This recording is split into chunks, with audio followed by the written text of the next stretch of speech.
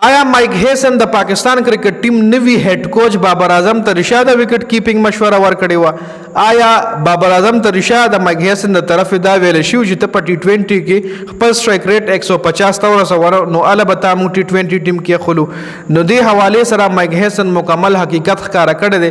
دینه علاوه مایک هیسن وای شاهین افریدي ته هم دا خبره کړې و چې په درې وړو فارمیټو کې به صرف یو فارمیټ کې لوبه کې یا به ټیسټ کې لوبه کې یا به ون ډے کې یا به ټي 20 کې.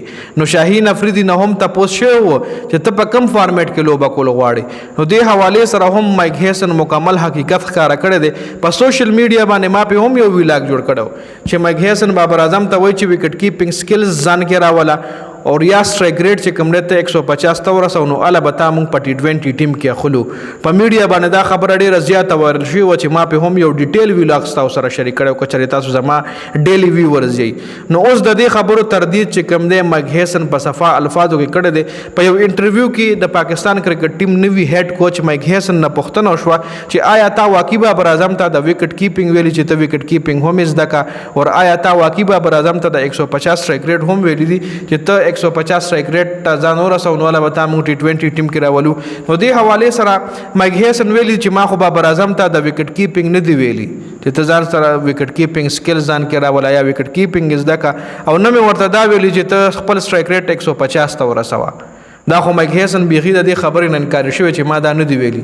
خو بل طرف ته عاقب جاوید چې د پاکستان کرکټ ټیم اهم عہدې دي ورسره عاقب جاوید به دا خبره کوله چې بابر اعظم ته سټرایک ریټ امپروف کول پکار دی او بابر اعظم ته موږ دا ویلیم چې ته سټرایک ریټ امپروف کړو ولا به ټي 20 ټیم ته راځي.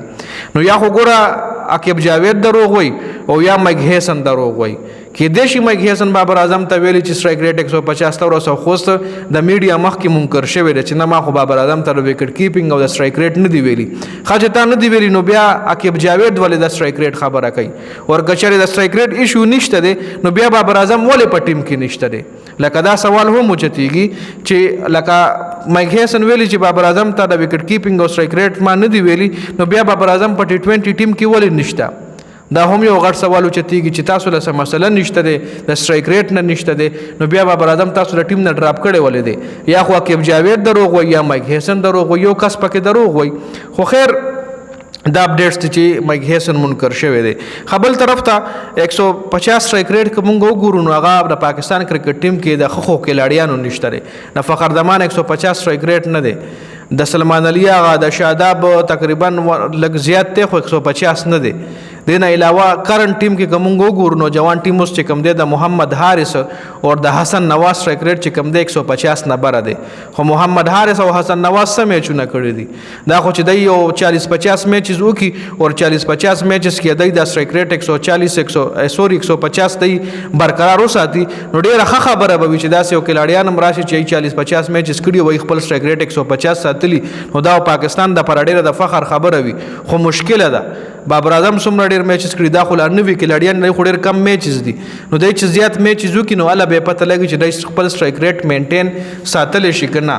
خپل د شاهین افریدي حواله سره چې کومه خبره په میډیا وایرل و نو شاهین حواله سره مایک هیسن ویلي دي چې لکه شاهین ته ویل شو چې تری وړ فارمیټو کې به یو فارمیټ کې یا به ټي 20 کې یا به ون ډے کې یا به ټیسټ کې نو دې حواله سره هم مایک هیسن منکر شوی دی چې ما خو شاهین نه دی حواله سره هیڅ پوښتنه نه کړې او شاهین بدري وړ فارمیټ کوي. نو سنپویګو چې میډیا دروغ وای او کنه مایک هیسن ولی منکر شوی دی نو دې حواله سره له اپډیټس ما سره نشته. خیر دا اپډیټس د ویډیو کترو ډیره زیاته مننه. والسلام.